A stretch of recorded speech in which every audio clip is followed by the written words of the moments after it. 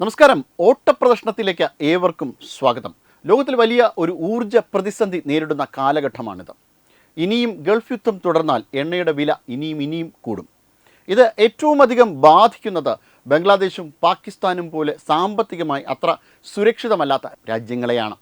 അതായത് ഇത്തരം രാജ്യങ്ങളെ സംബന്ധിച്ചിടത്തോളം കാശില്ലാത്തതുകൊണ്ട് തന്നെ സാമ്പത്തികമായി വലിയ അരക്ഷിതാവസ്ഥ നേരിടുന്നത് കൊണ്ട് തന്നെ ഈ പ്രതിസന്ധിയെ അതിജീവിക്കാൻ വളരെയധികം ബുദ്ധിമുട്ടാണ്. അത്രയധികം കാശ് വാങ്ങി വീണ്ടും എണ്ണ വാങ്ങുവാനുള്ള ഒരു സാമ്പത്തിക ശേഷി ഇവർക്കില്ല. 2 മാസങ്ങൾക്ക് മുന്നേ എങ്ങനെയാണ് ബംഗ്ലാദേശ് ഭാരതത്തെ സമീപിച്ചത്, ഭാരതത്തിനെതിരെ ഏത് രീതിയിലുള്ള സമീപനമാണ് സ്വീകരിച്ചത് എന്ന് ലോകത്തിനറിയാം. പക്ഷേ ആ പ്രശ്നങ്ങളൊക്കെ മാറി പുതിയ ഭരണകൂടം BNPയുടെ നേതൃത്വത്തിൽ, ബംഗ്ലാദേശ് നാഷണൽ പാർട്ടിയുടെ നേതൃത്വത്തിൽ പുതിയ ഭരണകൂടം ബംഗ്ലാദേശിൽ അധികാരത്തിൽ വന്നു. താരിഖ് റഹ്മാൻ്റെ നേതൃത്വത്തിൽ അത്തരത്തിലൊരു ഭരണകൂടം അധികാരത്തിൽ വന്നതിന് ശേഷം ഇന്ത്യയോടുള്ള സമീപനം അവർ മാറ്റുകയുണ്ടായി. ഹിന്ദുക്കളെ ഇനി ബംഗ്ലാദേശിൽ വളരെ മോശമായ രീതിയിൽ സമീപിച്ചാൽ തീർച്ചയായിട്ടും അത്തരക്കാർക്കെതിരെ കർശനമായി ശിക്ഷിക്കും. ഇന്ത്യ വിരുദ്ധ ക്യാമ്പയിനുകളൊന്നും തന്നെ പാടില്ല എന്ന് വളരെ കർശനമായിട്ട് നിർദ്ദേശങ്ങൾ കൊടുക്കുകയും പാകിസ്ഥാനുള്ള സമീപനം മാറ്റുകയും ഒക്കെ ചെയ്ത ബംഗ്ലാദേശും ഇന്ത്യയോടുള്ള ഒരു ഇപ്പോഴത്തെ സമീപനം, ഇരു രാജ്യങ്ങളും തമ്മിലുള്ള ഒരു സഹകരണം മറ്റൊരു തലത്തിലേക്ക് മാറിയിരിക്കുകയാണ്. ഇത്തരമൊരു സാഹചര്യത്തിലാണ് ഊർജ്ജ പ്രതിസന്ധി രൂക്ഷമാകുന്നത്. അതോടെ ബംഗ്ലാദേശിന് ഭാരതം കൈയയച്ച് സഹായിക്കുകയാണ്. അടുത്ത 6 മാസം 90,000 ടൺ ഇന്ധനമാണ് ബംഗ്ലാദേശിലേക്ക് ഇന്ത്യ നൽകുന്നത്.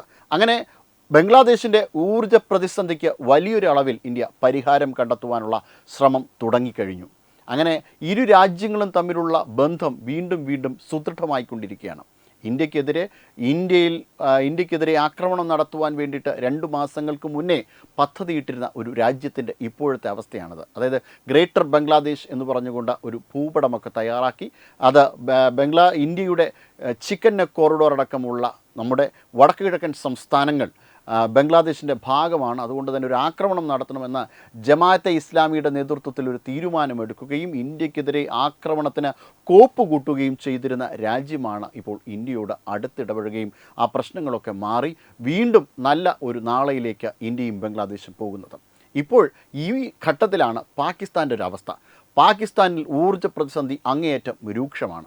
ഈ ഊർജ്ജ പ്രതിസന്ധി രൂക്ഷമായ കാലത്തും ഇന്ത്യക്കെതിരെ ആക്രമണം നടത്തുവാനാണ് അവർ ഒപ്പുകൂട്ടുന്നത്. 300-ലധികം ലഷ്കർ ഭീകരരെ ഇതിനോടകം തന്നെ അവർ തിരഞ്ഞെടുത്തു. കടൽ മാർഗം വഴിയുള്ള ഒരു ഭീകരാക്രമണത്തിനായിരുന്നു അവർ തയ്യാറെടുത്തിരുന്നത്. ഇപ്പോൾ ഇനി ആ ഒരു ഭീകരാക്രമണം നടത്താനുള്ള കരുത്ത് ഉണ്ടോ ഇല്ലയോ എന്നതല്ല, അവർ അത്തരത്തിലുള്ളൊരു തീരുമാനം അവർ എടുത്തിരുന്നു. എന്നാൽ ഇന്ന് പാകിസ്ഥാൻ്റെ അവസ്ഥ എന്താണ്? പാകിസ്ഥാനിൽ ഒരു സ്ഥാപനവും മര്യാദയ്ക്ക് നടത്താൻ പറ്റാത്ത ഒരു അവസ്ഥയാണ്. അത്രമേൽ വലിയ ഒരു ഊർജ്ജ പ്രതിസന്ധിയാണ് പാകിസ്ഥാനിലുള്ളത്. പാകിസ്ഥാനിലെ സ്കൂളുകൾ അടച്ചു, സർക്കാർ ഓഫീസുകൾ ഏറെക്കുറെ അടച്ചു കഴിഞ്ഞു. ഓൺലൈൻ സംവിധാനത്തിന് കീഴിൽ കൊണ്ടുവരാനുള്ള ശ്രമമാണ് നടത്തുന്നത്. കാരണം ഊർജ്ജ പ്രതിസന്ധി രൂക്ഷമായതുകൊണ്ട് തന്നെ അവരുടേതായ ബസ്സുകളോ മറ്റു വാഹനങ്ങളോ നിരത്തിലിറക്കാൻ പറ്റാത്ത ഒരു രൂക്ഷമായ അവസ്ഥയിലാണ്. ഇത് പാകിസ്ഥാൻ തന്നെ വരുത്തിവെച്ച വിനയാണ്.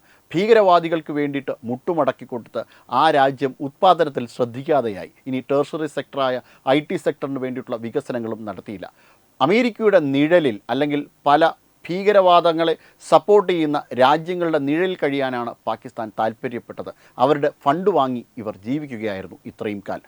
അതുകൊണ്ട് തന്നെ ഈ ഉത്പാദനത്തെ മുന്നോട്ട് നയിക്കുവാനുള്ള ഒരു ശേഷി പാകിസ്ഥാനിൽ ഉണ്ടായില്ല.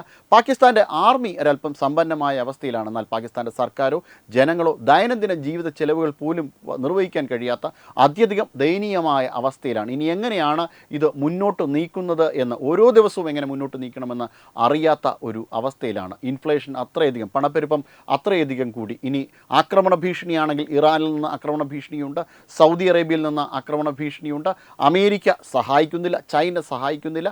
ഇങ്ങനെ ഒരു അവസ്ഥയിൽ പാകിസ്ഥാൻ ആകെപ്പാടെ പെട്ടുകഴിഞ്ഞു. ഇനി എങ്ങനെയാണ് മുന്നോട്ട് ഇനി ഇന്ത്യ എന്തെങ്കിലും സഹായിച്ചാൽ മാത്രമേ ഉള്ളൂ.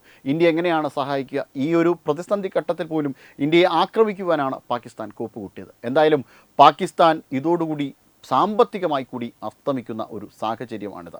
ഇന്ത്യക്ക് കരുണ തോന്നണമെങ്കിൽ ഇനിയെങ്കിലും ഭീകരവാദത്തിൽ നിന്ന് മാറി നിന്നുകൊണ്ട് ബംഗ്ലാദേശ് എന്ത് സമീപനമാണോ സ്വീകരിച്ചത് അതുപോലെ ഭാരതത്തിനൊപ്പം കൈചേർത്ത് പിടിച്ചുകൊണ്ട് ഈ ഭീകരവാദികൾക്കെതിരെ ഭീകരവാദത്തെ തുടച്ചു നീക്കിക്കൊണ്ട് മുന്നോട്ട് പോയാൽ മാത്രമേ പാകിസ്ഥാന് ഇനി മുന്നോട്ട് പോകുവാനായിട്ട് കഴിയുള്ളൂ. ഒപ്പം ചതിയിലൂടെ ഭാരതത്തിൽ നിന്ന് എന്തെങ്കിലും സ്വന്തമാക്കിയിട്ടുണ്ടെങ്കിൽ അതും മടക്കി കൊടുത്തുകൊണ്ട് ഒരു നല്ല നാളേക്ക് വേണ്ടിയിട്ട് പാകിസ്ഥാൻ പ്രവർത്തിക്കും എന്നതാണ് പാകിസ്ഥാൻ ആ കൂടെയുള്ള രക്ഷ. പക്ഷേ പാകിസ്ഥാൻ ഒരിക്കലും അങ്ങനെ പ്രവർത്തിക്കുവാനേ പോകുന്നില്ല.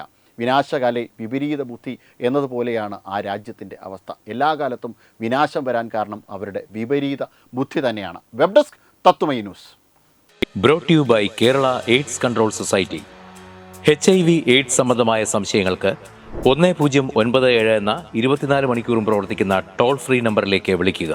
വാട്സാപ്പിലും ഫേസ്ബുക്കിലും ഒക്കെ സ്റ്റാറ്റസ് അപ്ഡേറ്റ് ചെയ്യാറുണ്ടല്ലോ. HIV സ്റ്റാറ്റസോ HIV പിടിപെടാനുള്ള സാഹചര്യങ്ങളിൽ കൂടി അറിഞ്ഞോ അറിയാതെയോ കടന്നു പോയിട്ടുണ്ടാവാം. എന്തു തന്നെയായാലും മുൻകൂട്ടി പരിശോധിച്ച് HIV സ്റ്റാറ്റസ് അറിയൂ.